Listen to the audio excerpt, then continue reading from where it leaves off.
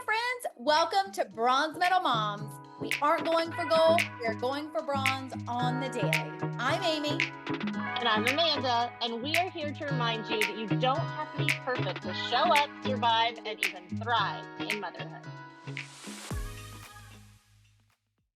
Hello, and welcome back to Bronze Medal Moms, and actually Bronze Medal Parents. Yeah, that's right, Amanda. So we actually have a lot of new male listeners, grandparents, aunts, uncles, even non-parents. A lot of women writing to us and telling us that they're loving the show. So yay. Welcome back to everyone who's a bronze medal person. I know, although we're not going to change the name of the podcast, right? No. I mean, we already made shirts and bought the website, so. Exactly. So we're not doing that. Okay, so today's guest is a total powerhouse. She's an author, a sustainability expert, and queen of not buying stuff, Ashlee Piper. And I am just giddy to have her on the show because I have actually known this beautiful creature since middle school. And watching her create this sustainability empire has been such a joy. Ashlee is an incredible author of Give a Shit, Do Good, Live Better, Save the Planet. And her new book that we are talking about today, No New Things, a radically simple 30-day guide to saving money, the planet, and your sanity. Yay! So if you're a parent buried in toys, Amazon boxes, or guilt about not doing enough, or if you're just someone like myself who literally cannot function when the house is completely covered, this episode is your permission slip to do less, buy less, and feel better. So welcome to Ashlee. Thank you so much, y'all. I'm so happy to have this conversation with you. And like Amanda said, it's a fun blast from the past too. I know, it was so fun. Even when I was reading your book, I did the audio. I loved hearing your voice again. I was like, oh, this is so great. All right. So speaking of, I have to ask how all this started. How did you go from the kind blonde sitting next to me in high school English to this sustainability queen that you are now? Oh, well, that's very nice of you to say. So I'll skip some steps, just like kind of the more rote steps. But basically, after graduate school, I worked in government and then became a political strategist. That's what moved me to Chicago. And during that time, I was working at a firm. I was working with top tier politicians, crafting a lot of their messaging, their campaign strategies, working with government organizations, that kind of stuff. And while I was doing that work, I also became just personally really interested in sustainability. And also, like, my gateway drug into sustainability was actually like animal rights and vegetarianism and veganism. And I kind of began to see the intersection of all of those things. And so I became really personally interested in honing more sustainable lifestyle habits. And this was kind of way back. I say way back, but then to say the actual like year, I'm like, oh my God, that's not, to me, it feels like just yesterday. So it was like in the earlier 2000s that I became personally interested in this. And I began wondering, like, the two worlds collided. And I kept thinking, why are these clients of mine that I'm working with not really talking about sustainability? Or if they are, like, no one was really talking about living sustainably in a way that felt approachable, in a way that felt like not scary. You know, a lot of the literature out there and the talking heads around climate change, they're scientists, and that's wonderful. We need those people. But a lot of the conversation can be very frightening, can be very cerebral and academic and kind of navel-gazy because, like, we're regular people, right? We're not going to pick up like a huge scientific study and glean from that, oh, what can I do? Like, what is something that I can do? So I felt like there was a real gap in how climate change was being communicated to regular folks and how the solutions were being communicated to people. Because at the time it was very much, and I think still some of this holds over, people think, oh, to live sustainably, it's going to be crunchy and inconvenient and gross. Dramatic change. Yeah, and a dramatic, really inconvenient, potentially expensive, completely upending my life. I'm going to be fringy and weird. It's going to be gross, you know, all of these things. And some of that has actually gone away now that like green and sustainable has become more trendy. And hopefully it's a trend that stays. But at the time, it was very much like that's what people were thinking it was. And I thought, like, how can I how can I change, like show how these lifestyle swaps that I've explored for myself have made my life so much better, like have made my life better in all these ways. And so that's kind of what I did. I started basically making my own way, figuring out how I could message sustainability to make it more palatable, to make it easier for people to digest and to want to take up. In the same way I was doing for, my high profile political clients. And at the time, I basically just after doing this for a little bit, left political strategy because a lot of my clients were not people I could choose to work with. And I just felt like, well, my skill sets are kind of better served elsewhere. And I really want to go all in to sustainability. And so, yeah, I started doing, talking about sustainable living on in mainstream media. So I was kind of one of the first people to bring like eco-friendly living steps to mainstream television about 11 years ago. And since then I've done, gosh, I don't know, I've lost count. It's in the 300s TV segments, articles. I've written articles and just all that. And like you said, thank you very much for the intro. I have 2 books and I do a lot of consulting for companies on marketing for sustainability and also teach sustainability marketing at the university level. So kind of a jack of all trades, but there really was no blueprint for this career. And so that's how I fell into it. That was a much longer explanation than I thought I was going to give, even though No, I I was love like, I'll it. give you the abridged version. Oh, And freaking long. the Yeah. thing that I think is so interesting, and maybe this is actually good feedback for you, as an outsider, like Mhm. watching you grow and build this sustainability empire. I really thought until this new book that you were just like uber into recycling, Mhm. uber into like save the planet, all those things. And I was like, man, that's so awesome that she does that. That's so great. And then when I read this book, I realized there's really like a whole psychological connection to Mhm. it that I am fascinated by now. And really that it's not really just helping the planet, but really helping you live a better life. Yeah. And I'm Yeah. people who actually, I love this book. Our listeners cannot Thank you. see me, but I'm holding a copy of it. She's I brought my copy too. cradling it. We're I'm both cradling holding it. our copies.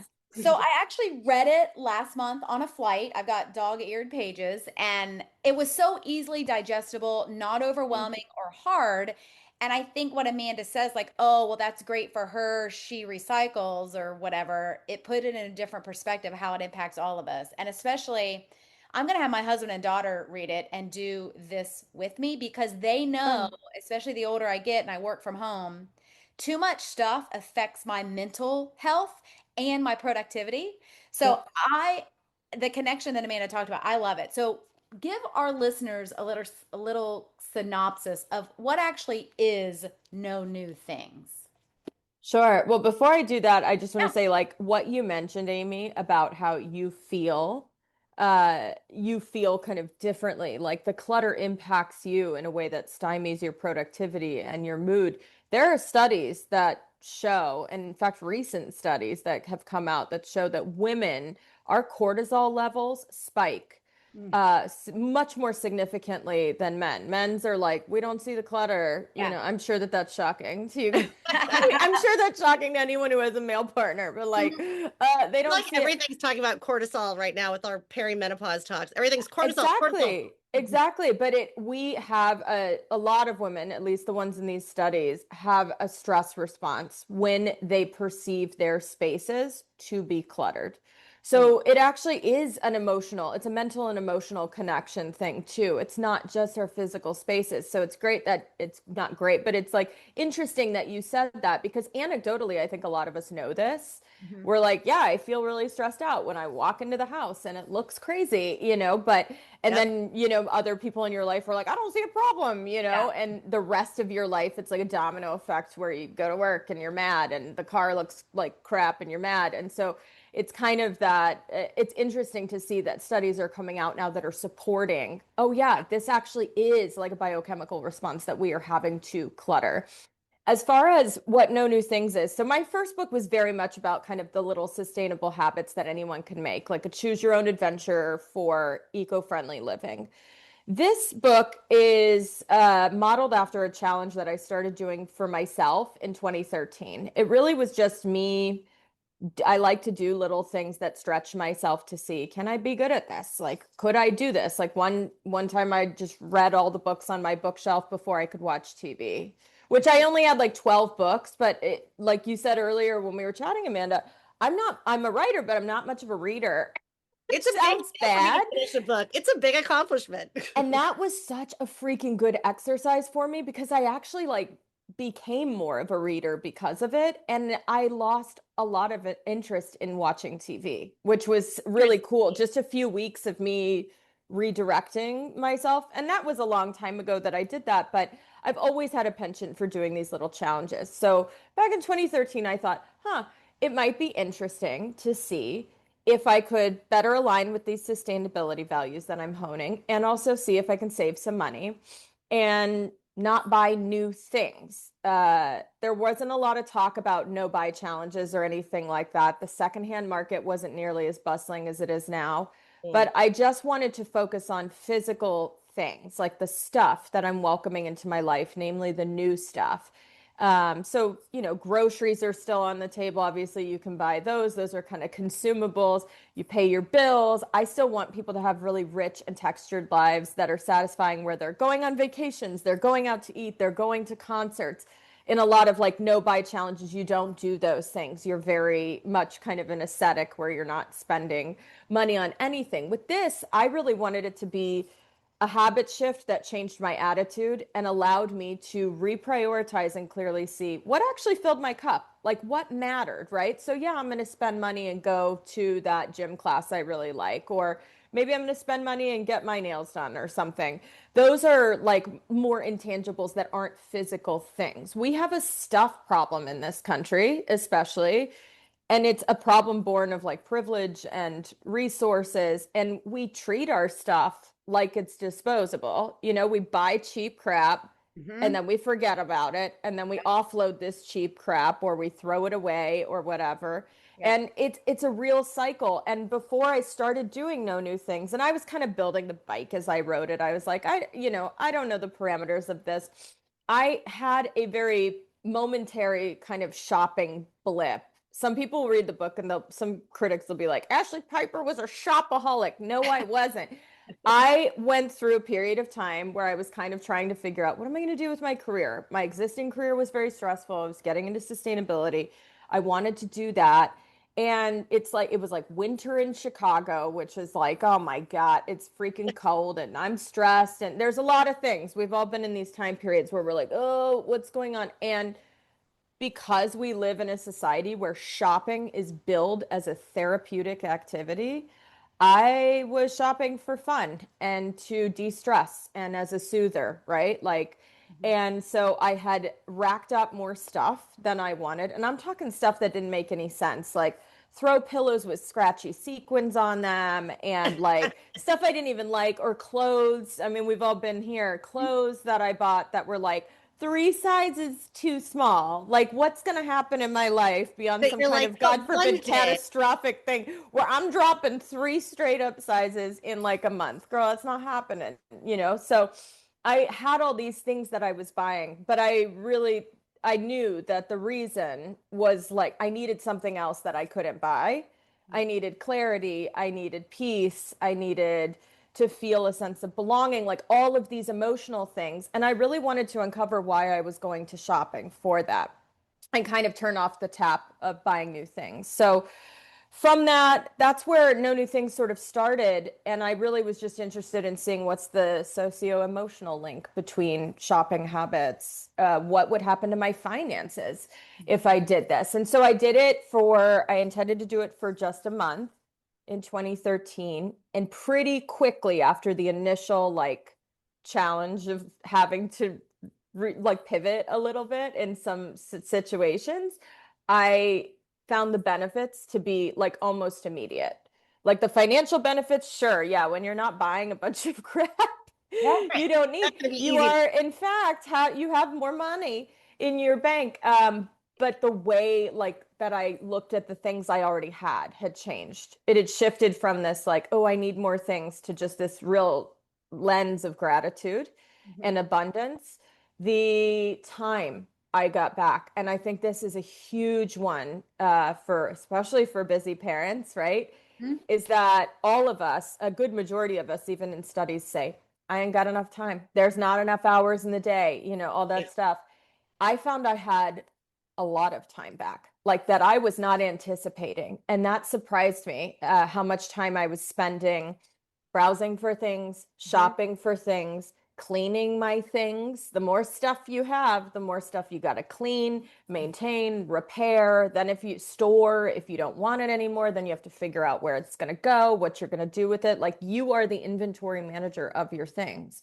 So I was shocked by how much time back I had.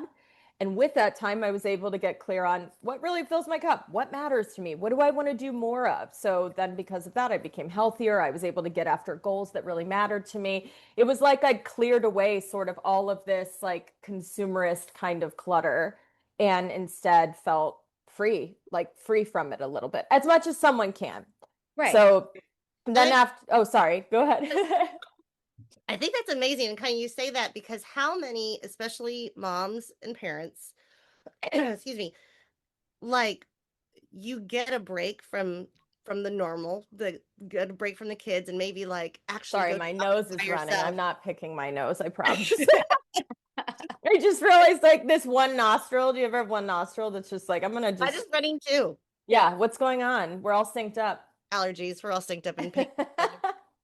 But no, like how many moms look at like going to Target, like that's your vacation because you went to Right. Target alone. And I was actually, while reading this, I went to Marshall's. So we're Yeah. not talking high end stuff. I went to Marshall's and I had to return something, which I then, in girl math, I'm like, free money. So I Yep. found these two items and I was like, okay, they were on the sale rack. If they're the same as what I'm returning, I'm going to buy them. And if they're not, I don't want to spend any new money. So whatever. I ended up not buying them. I'm not joking. And I was going to buy them for our family trip. So I had something I wanted to wear them on. It wasn't just mindless. I had like a plan in mind. I'm not joking. A week later, I was sitting there and I couldn't remember what those two things even looked like. Like I couldn't Wow. what Okay. clothes even looked like. That I was like, wow, I was really just buying something because I was alone. Yeah, because you're alone or because you're bored. And that's something. Yeah, it was crazy. Or And because like when I would get stressed, I would yes, online shop because then I avoid whatever I really should be focusing on or tackling. It's like an 100%. avoidance strategy too. Yeah. Basically, shopping has been billed to us, and I go through in the beginning of the book a lot of the history of marketing, the history of consumerism in the United States, because there is like a real shift. There's a shift post World War II to That's us. my next question for you. Yes, I Yeah, love that you talked about this. Talk a little bit about the history. That was what I I was thought this was so fascinating. yeah. So the reason it was important to me to put a lot of the historical nuances and causality into the book is because I think in order to like change habits around something, you need to demystify why they're there in the first place. You need to understand a phenomenon before you can kind of upend it and change the way that you respond to it. And so when you look at historically what happened post World War II, my grandmother lived to be 109. She passed away in 2020, but she was like washing and reusing tin foil. We used to get banned from like buffets when she'd come to visit Dallas because she'd be sticking rolls in her purse and stuff. I mean, like for reals, like she had like shopping for her was a utilitarian thing. It was like, oh, she needs to go and get a winter coat. That's it. And she'll have that for the rest of her life. And that mindset very much was pervasive in the United States and the global West pretty much until the end of World War II. So during World War II, you've got on the home front, you've got a lot of things that are percolating and happening. You have women and other marginalized people who are staying back and they're basically running the economy of industry in the United States. They are working them factories, Rosie the Riveter kind of stuff. Then you have everybody has this kind of collectivist idea of we are tightening our belts. we are conserving, we're making do and mending, we're planting victory gardens, we're rationing, we're doing all of these things for the war effort because we have a common enemy here and we got to pull together. So people weren't splashing out buying stuff. There was so much rationing on all sorts of things, coffee, meat, silk, that were needed for the war effort. So people really had this very attitude of moderation to the extreme for the cause. People were also buying war bonds. They were practically bullied into buying war bonds. It was the patriotic thing to do. So folks are saving money and they're also spending and reinvesting into the country, which they then got back at the end of World War II. So what's interesting is when World War II is over and they start bringing soldiers back to the United States, you have who's coming back? Who's coming back from overseas, from the Pacific Theater, from Europe, from all that? It's mostly dudes, it's mostly men, and they need jobs. Well, the United States had experienced one of the biggest industrialized booms ever seen then or since during that time period. So there are all these factories that women have been working to make propellers and parachutes and all of these trappings and necessities of war. And women were kind of booted from that arena, and men came back, and those factories basically needed to pivot because they're not going to be making propellers and, wartime wares anymore. So what do you make in these factories? And they thought, well, let's do convenience items and luxury items. This is where you start to see dishwashers and, all of these like home things that are really futuristic, some of which we've never seen the likes of since. And then how do you make people want these things? How do you make someone like my grandmother want something that's expensive, that's flashy? Well, you start marketing to them. You start advertising to them. So at the same time, you've got the advertising council. I want you to think kind of like Mad Men-esque Don Draper type That's of all I think about is Mad Men. yeah, the birth at that time period very much is post World War II, a little bit later, but post World War II advertising boom. And a lot of those advertisers cut their teeth during the war doing wartime propaganda, like doing these advertisements that you might see. I think the old wartime advertisements are really interesting, where it's like, if you don't carpool, you're riding with Hitler, all of these really kind of scary ass things, right? So they really blossomed, advertising blossomed during World War II. And then it was like time for advertisers to be like, okay, now we're going to sell people stuff. And there's another, I know it's kind of like drawn out, but there's another interesting thing that happens during this time. People, the men are coming back, they're taking these jobs in these factories that are now producing consumer goods, like luxury goods. And then you've got women, a lot of people are getting married. I mean, they're called the boomers for a reason, right? So people are getting married. You see the advent of the suburbs, which really hadn't existed as much before then.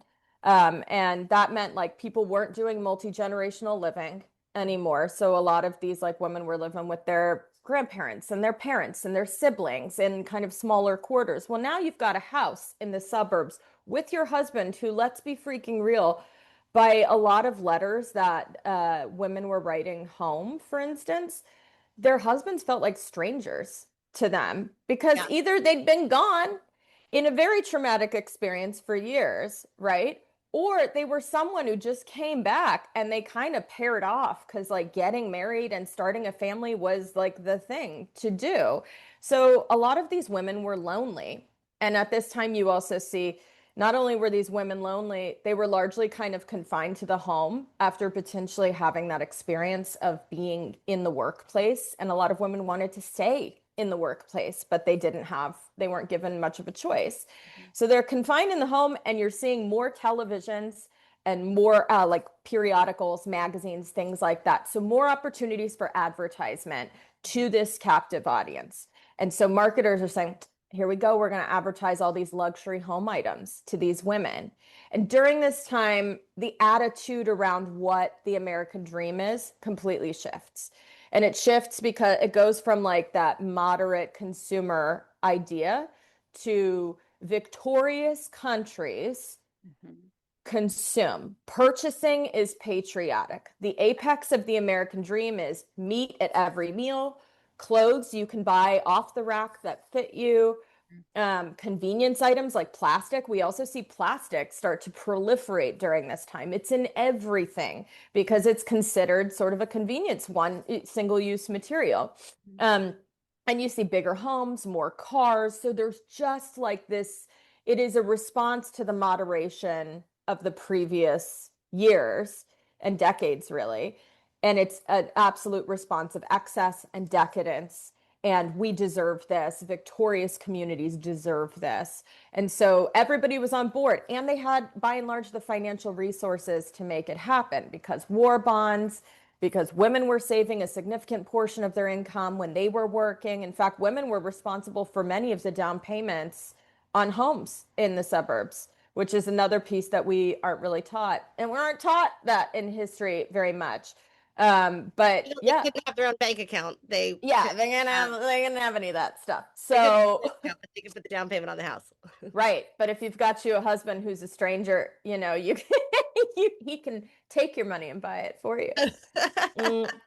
So, but it really was an attitudinal shift, and it was this perfect storm of marketing, industry capacity, workforce, resourcing, and, you know, just captive audiences who were ready to be marketed to. And that's how the cycle begins. And we can see this overconsumption and consumerism and production all contribute to climate change. They all contribute to harmful global emissions. So we actually see harmful global emissions spike with a direct correlation during this time post World War II, and has continued to go up, up, up. So it's super interesting, I think, to see that. Like, we have the data that shows while not all climate change is man-made, the ramping up of industrialization and the continued demand for things and stuff is absolutely putting a huge strain on the planet as well. And stuff to fill this house, fill these things. Bigger homes, you know, it's never like, oh, I need more space. It's that, dog, you need less stuff. Oh yeah. It's usually what it is. I fell into that trap. We, several years ago, our listeners know my husband and I sold our house, sold almost everything we owned, put keepsakes and some furniture in storage, bought a 400 square foot RV, and traveled the US and Canada. Kick ass. Yeah, it was amazing. I loved only having a few outfits, which meant laundry day didn't take all day. Like you said, you get your time back. And then Yeah. we moved into a home after that year ended, and we said, we are not going to fill this with stuff. We're going to keep that like minimalistic RV life. And guess what? 4 years later, I mean, our listeners can't see it, but I'm surrounded by boxes and clutter and crap. So I fell right into it. Well, it happens. I didn't need it. I just filled the house up. It happens. I think, again, and I like to stress this to readers and folks who've done the challenge or interested in it before it even was a book. You are conditioned, from all of us are conditioned from a really young age to just believe that consumerism, or what I'd call coerced consumerism or conditioned consumerism, is a natural fixture of your existence. Like, since we exited the womb, we have been bombarded with not just advertising messages, but societal messaging that, like, one, shopping is a solution to any possible human condition or feeling you have. Like, think about it. We're sad, we shop. We're excited, get a hot date, you know, something great happened, you want to celebrate, we shop. You know, you feel stressed, we shop. You procrastinate, we shop, you know. And so with that isn't something that you just picked up, Amy, because you suck.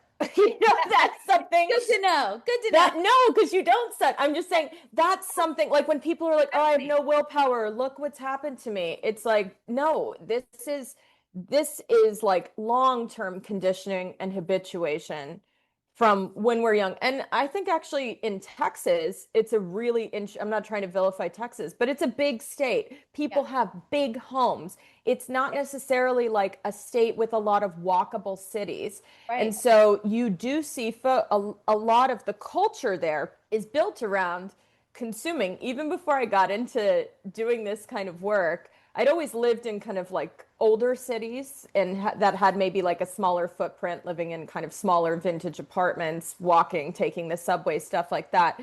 But it really hit home to me how, like, growing up, the whole lifestyle was one of consuming. It was one of consumption because you get in your car to drive to Papacitos or whatever, you get in your car to drive to go eat or to drive to go shop, and there's not a ton, and you're less likely to buy a bunch of stuff that you don't need if you're walking. Yes, so If true. you gotta haul it on your freaking back, like Yeah. I do my groceries every week or what, if you've got to haul it on your back, you're less likely to buy a bunch of stuff that you're not sure if you need, but you might want. Same as, you're less likely to go to Ross and do a freaking haul of home decor if you got to drag it or walk it, or if you have a smaller space. So even growing up in Texas, I very much kind of saw like, holy moly, there was no space in our homes that wasn't full of knickknacks and this kind of stuff. And so it's not your fault, dude. So true. Like I hate driving in the traffic here, and it takes us forever to go run an errand. So I'm going to go to Costco and stock up on a whole bunch of stuff just in case I need it. So next week I don't have to leave the house. Right. Because then that's the shopping as convenience myth as well. Like, so there are so many reasons that are not, I need this, that we shop. In fact, more often than not, like a lot of studies show, about 99% of our purchasing, especially for women, is subconsciously driven. So, oh, you see a sad commercial and you want to do something about it, or like, where as opposed to utilitarian, like it's snowing outside, I need snow boots, and we buy with emotions, and women especially buy when we don't feel like we look very good, or we feel like we're aging. And because, we're aging, we feel like we've become invisible in society. Like women in our age group are actually some of the largest consumers in the world, one of the biggest consumer groups in the world. One, because we purchase largely as heads of household. So like you probably buy stuff for everybody in your house, from your partner's deodorant to your kids' soccer shoes to whatever, right? So the purchasing power of women in our age group is really significant.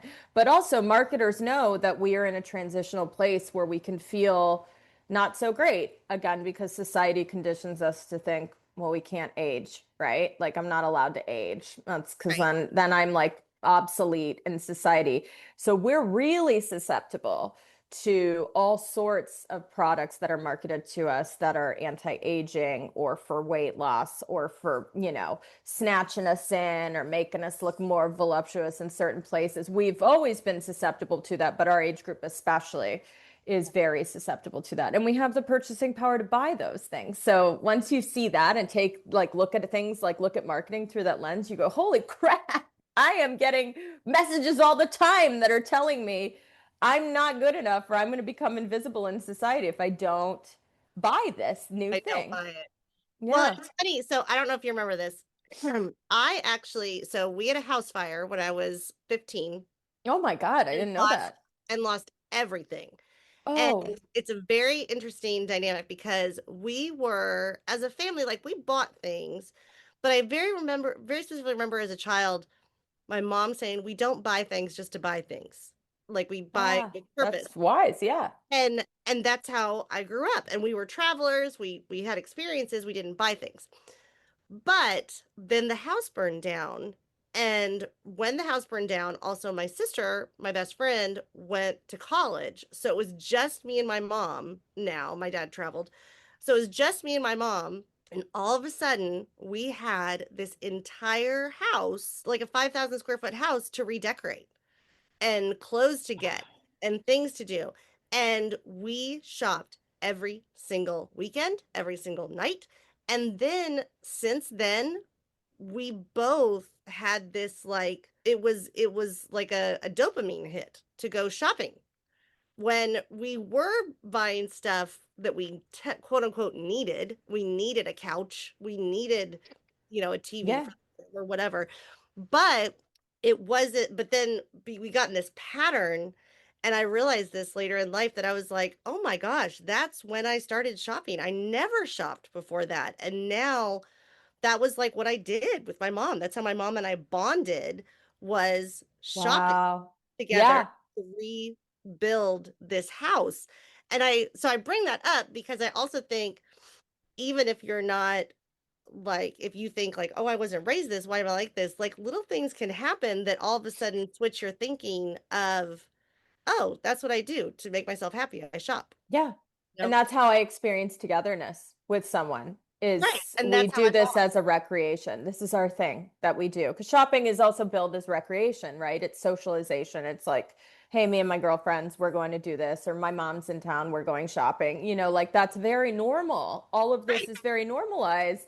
But then it becomes a habit. Yeah. It becomes a habit that it's mindless of what you do. And Mhm. so on that track, we're going to switch gears a little bit and talk about buying stuff for your kids Yeah. because as a parent, I feel like we're constantly buying stuff for our kids. And actually, I remember this. I bought nothing for my daughter, and everyone thought I was crazy. I bought nothing for her first Christmas because everybody else was going to buy her stuff. Yeah. It's like And she she's a baby. right. She Like, doesn't yeah. even know what she's 11 months old. She doesn't even know what is happening. You're Right. shaking all these gifts at her. She has no idea. But so I felt like that was a parent win there. Not that I also buy ridiculous amounts of stuff for her now. But how can parents balance this desire we have to give their kids the best? Like they have, the Lululemon shorts or like I don't Yeah. shorts. So my daughter's not going to have Lululemon shorts. But how do we give balance the desire for give the kids the best with the values of buying less and living more intentionally? Like how can we kind of balance that as a parent, you know? Yeah, I think that's a really great question because a lot of it speaks to how do you raise well-adjusted people Right. in How do a you not raise world that also conflates stuff with worth and stuff with love. But what you bring up is really, so I'm not a parent myself, but before No New Things became a book, I would had mentioned it on to my pretty modest Instagram following, I think in like 2016. And the response from people was wild. People were like, I need this in my life. I want to do this. And then some kind of like, I would say more famous internet friends that I had did No New Things and have done No New Things every year. And so one summer I had 12,000 people sign up to do No New Things. that's amazing. And many of those people were parents. And in fact, like Ginger Z over at ABC News, like she does No New Things every year, and she actually does it over the holidays, which Wow. I think is really interesting because Wow. that is a time period, and she has two kids. That's a time period of serious pressure for parents, especially to create the magic, the holiday magic, and also That's our job as to moms to make the magic.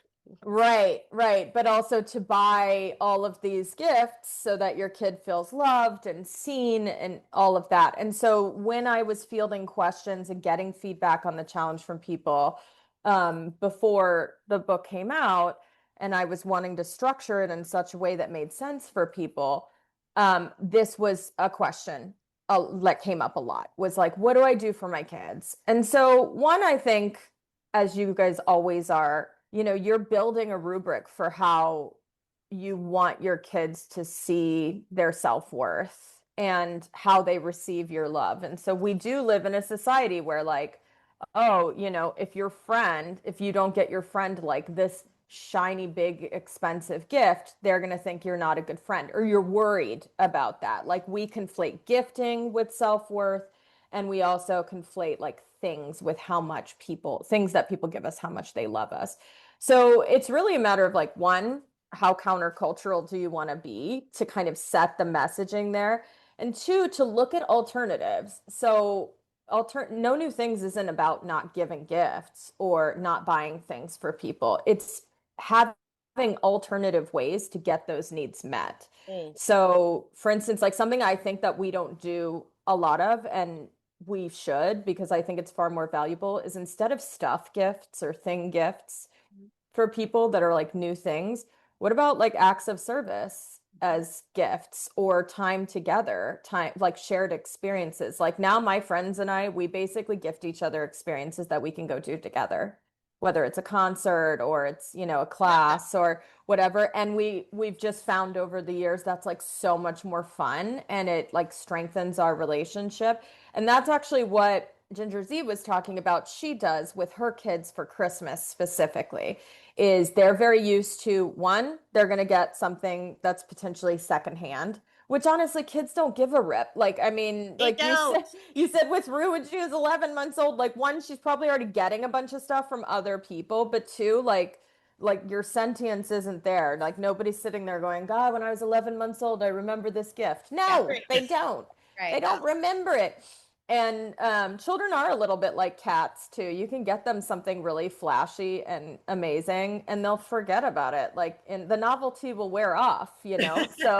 So the box sometimes is the best thing. So she would get them like a few secondhand gifts. She would get them a few secondhand books, and then she would have like a really kick-ass experience that the whole family could do together. Maybe that's a vacation. I know that's like more expensive and out of people's reach, but maybe it's something just like going to the trampoline park together or whatever. Like, so it was way less focused on things, and the things that she was able to give were in the parameters of it's secondhand, which doesn't always mean used, by the way. Like there's like you were mentioning, Amanda, you got some shoes off a Yeah, marketplace, brand tag new. still on, brand new.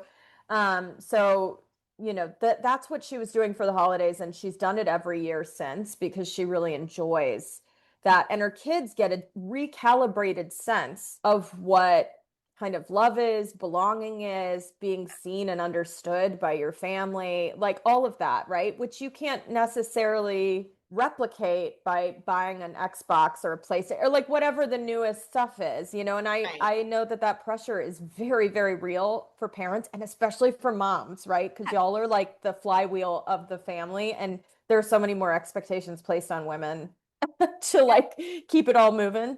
And I hear every holiday season, I always have conversations with mom friends that they're like, well, I did it again. I didn't think they had enough stuff under the tree and I bought them more crap. And then, Yep. 6 months later, we're cleaning out their bedrooms, we're cleaning out their closets and their playrooms. And we're like, all that extra crap, they never played with it. They forgot about it. And it's this cycle of like regret, but they follow into it every year because they do want their kids, for whatever reason, to have all these things to open. Yep. It ends up in the giveaway pile the next season. So, it's a Yep. vicious cycle. And right now, we're currently entering that dreaded back to school season, which to me, I'm like, didn't summer just start? But Yes. Yeah, it's never uh, long enough, is it? right, Why? right. Although some parents were getting ready to start celebrating, having like we're back on a schedule. But there's this huge price tag that comes not only with the back to school list that we get from the schools with the backpacks and the lunch boxes and the Yep. markers but then there's also moms out there right now that I know are shopping for like peel and stick wallpaper and shelving and fancy little carpet squares for the inside of a kid's locker because someone saw it on Instagram or it's what their friend got. Oh, I mean, not yeah. only does that money wise add up fast, but then there's like that peer pressure. But I do think parents are so vulnerable to that overconsumption. And you've touched on a little bit, but how can we start to make that shift without the overwhelming sense of guilt? Like you said, your friend did around the holidays. Are there any other kind of tricks to that for us as parents? Well, and with like back to school, especially, I feel like my Yeah. kids are always like, I need a new backpack every year. And this year I was like, you have 5 backpacks in Right. your closet. Yeah. You're good, Doug. Right. And Yeah. what are kind of those go-to strategies to help kids and parents understand and embrace this idea of no new things without feeling like they are missing out? Yeah. And that's a tough one. I mean, for back to school, it is a completely manufactured, like a very American concept that we have to buy a new pair of scissors every year, a new ruler, a new protractor. And if you think that like retailers aren't in cahoots with like those lists, you're dreaming. Yeah. Like they benefit from it. And what is it like? People will spend $120 or something like that per kid per year for school supplies. So one, If not more. yeah, if not more, right? So one, I would say for something that's less sentimental, like back to school, and it's really just like we've accepted it as like an edict that we have to do.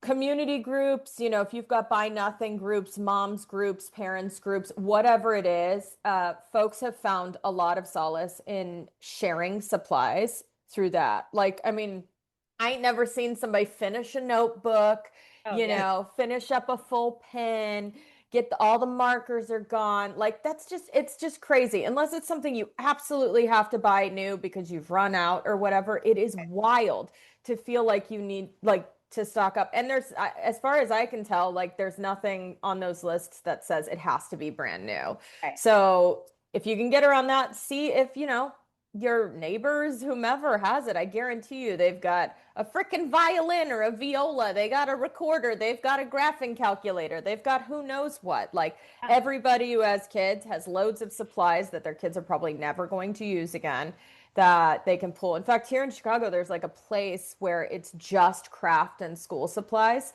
that isn't spent. That's like, cool. yeah. And so you can go and you can donate yours, but you can also go and buy for like a super cheap amount, stuff like that, which I think, even just inching toward that is good. Nobody's expecting anybody to be perfect and do no new things during these challenging times perfectly. It needs to fit for you, but even like adopting a few of the habits of like, okay, we're gonna use your scissors from last year. Like we're gonna use up this notebook before we're gonna do these things first, I think is helpful. Or like you said, you got 5 backpacks, choose from one, or switch with your brother or something like that. Like get that feeling of newness, because it's good to train them early a little bit. And one of the reasons why we shop is novelty. Our brains want that dopamine hit that tells us this is new. And you can actually get that hit from all sorts of other activities. Like in the book, I recommend instead of buying new furniture, or if you're getting that itch to buy something, just rearrange a space. Like whether it's your purse, your nightstand drawer, a room, as long as your eyes tell your brain something cooked here, something's new, you will get that feeling of newness. So maybe it's a matter of, yeah, okay, we go around the house and we see what we can decorate your locker with instead of buying something new. Or I go on my buy nothing group and someone's giving away peel and stick wallpaper or peel and stick tile. Okay, that's what we're going to use for your locker, and then we'll zhuzh it up or whatever. So just kind of thinking differently about it then and bringing your kids into that thought process can also be a great way to kind of retrain those habits early, and can be more fun and can stoke more creativity as well, which is another added benefit to having these kind of parameters. Because again, we're so used to like fixing problems by buying stuff that we've lost any and all creativity.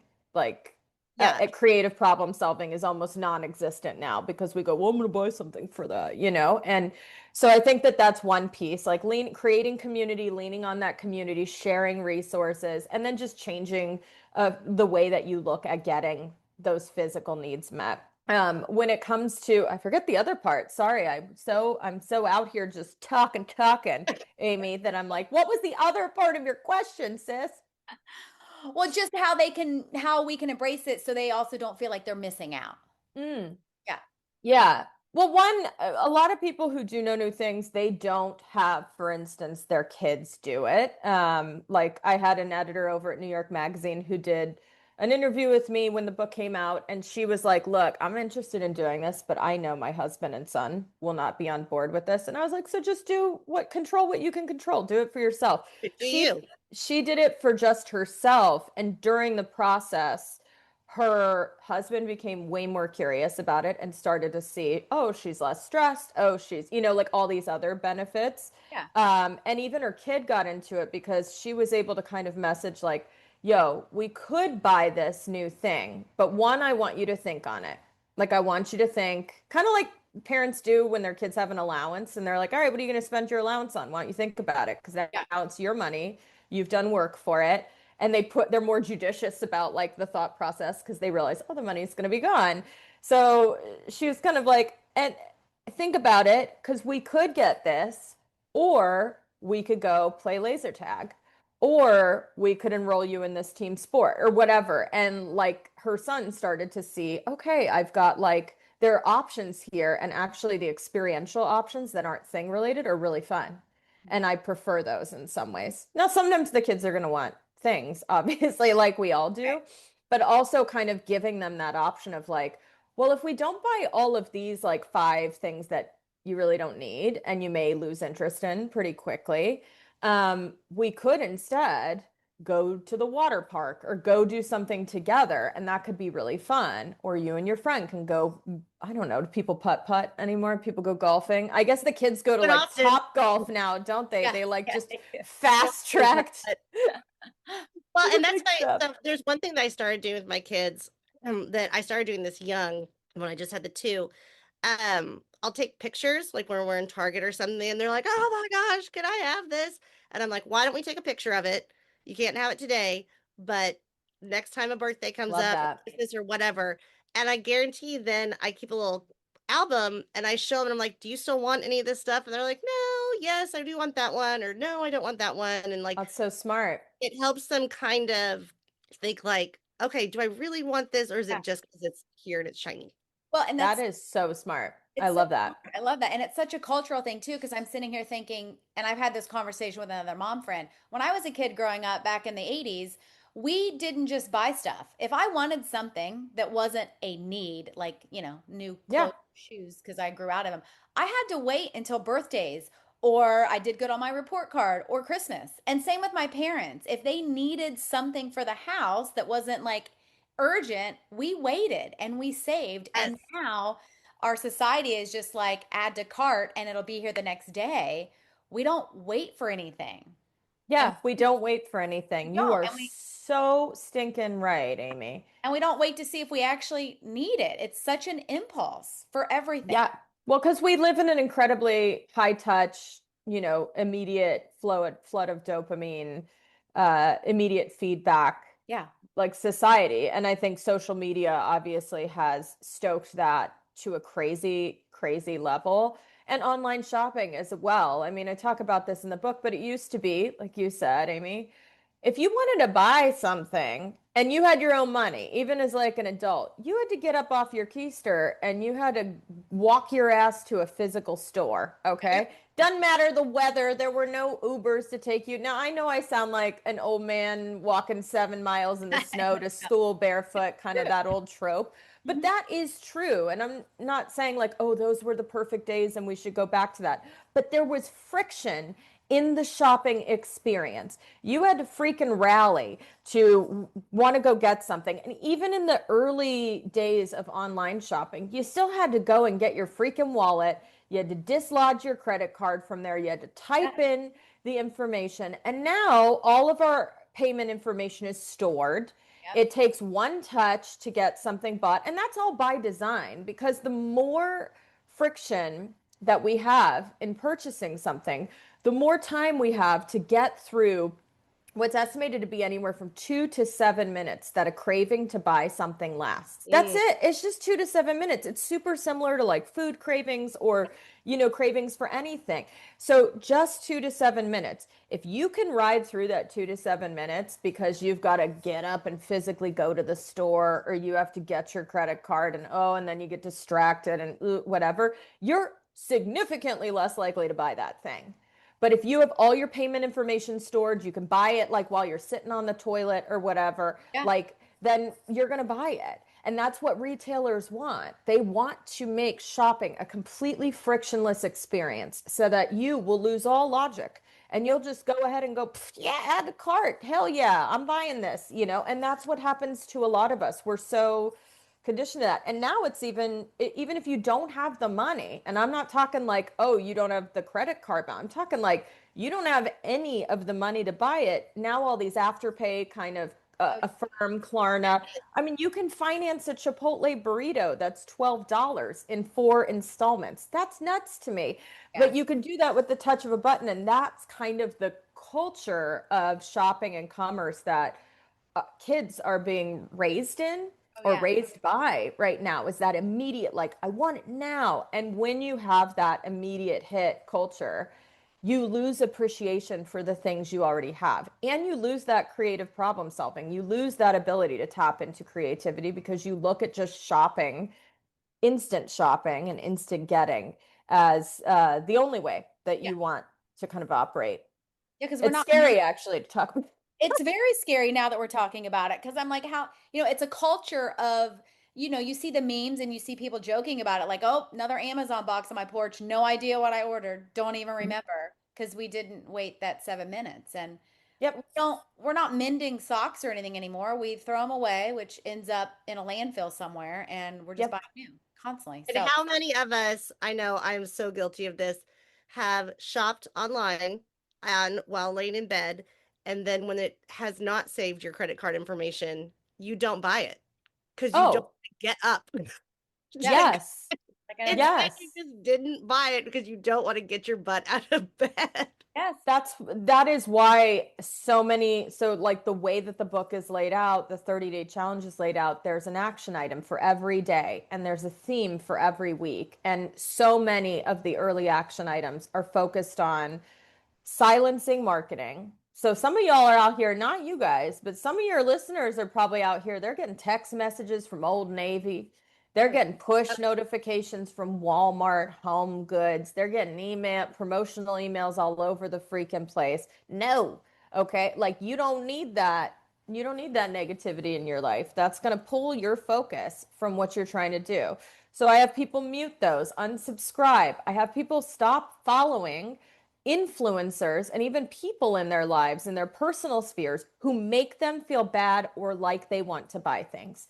Like people are much more influential to us just by us seeing their content. We're like, I want to buy that like thing in the background or whatever. So if you feel like you are pulled by someone's content to want to buy stuff, stop following them. Like stop following them. And if you still want social media and you still want to follow people who are doing things that inspire you, get your creative juices flowing, make you want to be more physically fit, whatever it is, but like not make you want to buy crap. And then, it's removing these automatic payment options. Because like you said, Amanda, if you're laying in bed, that's a real vulnerable time for people. Scrolling before bed is high traffic time for commerce. Like, because think about it, all our social media is monetized to the hilt. Everybody, whether they seem like they are or they don't, is trying to sell you something on there.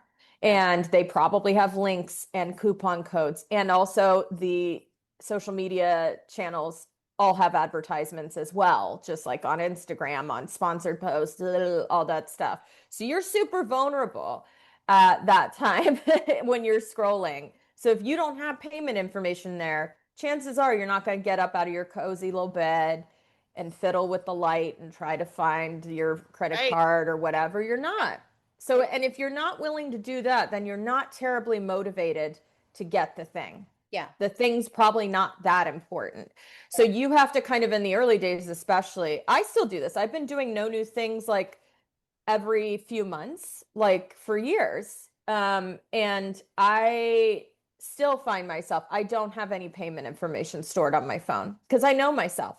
yeah. I know myself. I try not to scroll on my phone at night because I know myself, and I don't think I mentioned this, but when I first did No New Things, I set out to only do it for 30 days. And I didn't even think I was going to make it for the 30 days.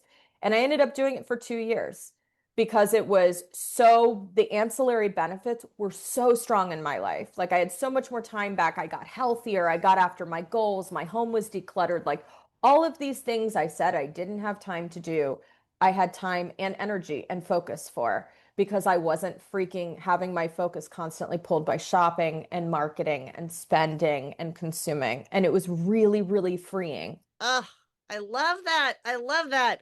All right, moms, parents, grandparents, aunts, uncles, everyone listening. Deep breath. You can survive without another trip to Target. I love all of this. Yeah, and huge thank you, Ashlee, for reminding us that more stuff doesn't equal more joy, and that living with less can actually mean more freedom, more time, which I'm really excited about, and more sanity in our homes, which certainly all moms need that, but I think every human can benefit from that in their homes. 100%. And if you love this convo, grab her book, No New Things. Follow Ashlee Piper on social media. We'll put all her links in this podcast episode. And maybe try unsubscribing to just one marketing email a day. Baby steps. It's like she said, it doesn't Yep. have to be dramatic, just little. Yes. And I love that No New Things is an easy challenge, and it's not like we're not buying anything during the challenge, Right. right? You're still getting your needs met. So if anyone else wants to do this with us, I have some big news. Ashlee is generously giving away a copy of No New Things to one of our lucky listeners. So thank you, Ashlee. Thank you. So So Thank you guys so much for having me on. This has been a blast to talk to y'all.